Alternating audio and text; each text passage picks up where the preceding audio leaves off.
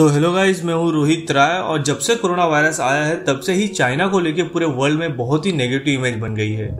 और उसी बीच अब international human right organisation Amnesty का रिपोर्ट आया है जिसमें उनका कहना है कि चाइना ने सिंजियान में डायस्टोपियन हेल्थस्केप की सिचुएशन क्रिएट कर दिया है। डायस्टोपियन हेल्थस्केप मतलब एक ऐसी जगह जहाँ लोगों के साथ बहुत ज्यादा इनजस्टिस हो रहा है, जहाँ लोगों पर बहुत ज्यादा अत्याचार हो रहा है। तो आज हम इसी पे बात करने वाले हैं कि सिंजियान के बारे में क्या कहा गया है एमनेस्टी के रिपोर्ट में, और डिटेल में समझेंगे कि क्या है ये पूरा मामला। लेकिन उससे पहले अगर आपने हमारे चैनल को सब्सक्राइब नहीं किया है तो चैनल को सब्सक्राइब कर ले और बेल आइकन को भी जरूर प्रेस करें। तो चलिए शुरू करते हैं। तो ये है चाइना का मैप और यहाँ है सिंजियान स्टेट, जो कि चाइना का सबसे बड़ा स्टेट है। ये 8 देशों के साथ अपना बॉर्डर शेयर करता है: Mongolia, Russia, Kazakhstan, Kyrgyzstan, Tajikistan, Afghanistan, Pakistan और इंडिया। सिंजियान हमेशा से चाइना का हिस्सा नहीं था। चाइना के राजाओं ने 18वीं सदी में इस इलाके पे अपना कब्जा जमाया। यहाँ तुर्किक भाषा बोलने वाले मुस्लिम रहते थे जिन्हें वीगर मुस्लिम कहते हैं, और यहाँ के लोग कल्चर और सांस्कृतिक तौर पे खुद को चाइना से अलग मानते थे, इसलिए वो चीन से आजाद होना चाहते थे। और उन्हें यह मौका मिला 1949 में। उस समय चीन में सिविल वॉर यानी गृह युद्ध चल रहा था, और इसी का फायदा उठा के सिंजियान ने खुद को आजाद घोषित कर दिया और खुद को कहा पूर्वी तुर्किस्तान। लेकिन सिंजियान की यह आजादी कुछ ही दिन चली। 1949 में ही चीन ने वापस सिंजियान पे अपना कब्जा कर लिया। सिंजियान में प्राकृतिक संसाधन बहुत थे, इसलिए चीन को इस इलाके की जरूरत थी। लेकिन चीन को प्रॉब्लम थी यहाँ के लोगों के धर्म से। आपको मालूम ही होगा कि चीन में ज्यादातर लोग बुद्धिज्म को मानते हैं और सिंजियान में ज्यादा वीगर मुस्लिम रहते हैं जो इस्लाम को मानते थे। चीन सिंजियान को बदलना चाहता था, इसलिए चीन अपने अलग अलग राज्यों से हान चाइनीज लोगों को सिंजियान प्रांत में बसाने लगा। 1949 में सिंजियान में 6% हान लोग रहते थे, जो कि अब 50% हो गए हैं। और 1949 में वीगर 76% थे सिंजियान में, जो कि अब 34% ही रह गए हैं। चीन का अत्याचार दिन पे दिन बढ़ता ही जा रहा था, इसलिए सिंजियान के कुछ वीगर लोगों ने अपना मिलिटेंसी ग्रुप बनाया। और इस मिलिटेंसी ग्रुप को मोटिवेशन तब मिली जब 1991 में सोवियत यूनियन का विघटन हुआ। इस दौर में कई देश सोवियत से आजाद होकर इस्लामिक मुल्क बन गए थे, और यही देख वीगर मिलिटेंसी ग्रुप में भी मोटिवेशन आई कि उन्हें भी आजादी चाहिए, और उनके ग्रुप में और लोग जुड़ते गए।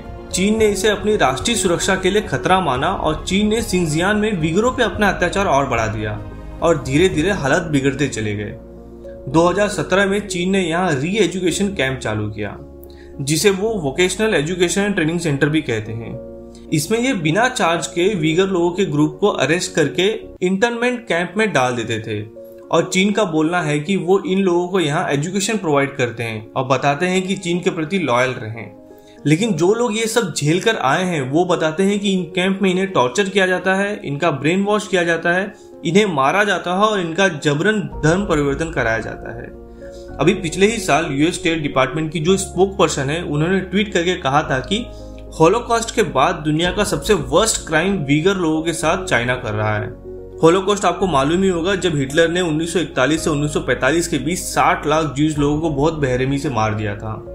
तो उस लेवल का क्राइम कर रहा है चीन इन वीगर लोगों के साथ। चीन ने सिंजियान में शहर और गाँव को 500 लोगों के स्क्वायर में स्प्लिट कर दिया है, और हर स्क्वायर में एक पुलिस स्टेशन है जिनके पास वहां के 500 लोगों के ID, DNA sample, fingerprints, face scan, cell phone detail ये सब अवेलेबल होते हैं। और जो हान चाइनीज लोगों को वहां बसाया गया था वो चीन गवर्नमेंट के लिए जासूस का काम करते हैं, जो कि वीगर लोगों के हर मूवमेंट की इंफॉर्मेशन गवर्नमेंट को देते रहते हैं। चीन इन वीगर लोगों की पॉपुलेशन कम करने के लिए औरतों का जबरदस्ती अबॉर्शन करवा देते हैं। वीगर महिलाओं का स्टेरिलाइजेशन करा देते हैं यानी नसबंदी, ताकि इनकी पॉपुलेशन ना बढ़े। 2019 में चीन के ही एक गवर्नमेंट डॉक्यूमेंट से ये बात रिवील हुई कि 2019 से 2020 तक चाइना गवर्नमेंट का प्लान था कि वो 80% वीगर महिलाओं का नसबंदी करा देंगे। International human right organisation Amnesty ने 55 फॉर्मर डिटेनीज यानी वो लोग जो सिंजियान के इंटरनेट कैंप से बच के आए हैं उनका इंटरव्यू लिया और 160 पेजेस का रिपोर्ट पेश किया, जिसमें उनके साथ हो रहे अत्याचार के बारे में बताया गया है। तो एमनेस्टी ने ये रिपोर्ट इसलिए जारी किया है ताकि चाइना पे इंटरनेशनल इन्वेस्टिगेशन हो और उस पर इंटरनेशनल दबाव बने। जिस तरह यूएस स्टेट ने पहले सिंजियान में वीगर लोगों के साथ चाइना के व्यवहार को जीनोसाइड घोषित किया था, जीनोसाइड मतलब नरसंहार, उसी तरह एमनेस्टी चाहता है कि पूरा देश चाइना के खिलाफ आवाज उठाए ताकि सिंजियान में जो लोगों के साथ इनजस्टिस हो रहा है वो रुक जाए और देश में इंसानियत बची रहे।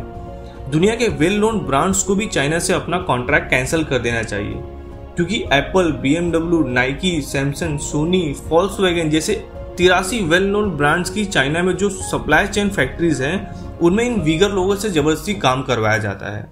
तो आई होप गाइस आपको ये पूरा मामला समझ में आ गया होगा। तो अभी के लिए बस इतना ही, आपसे लेता हूँ विदा, धन्यवाद।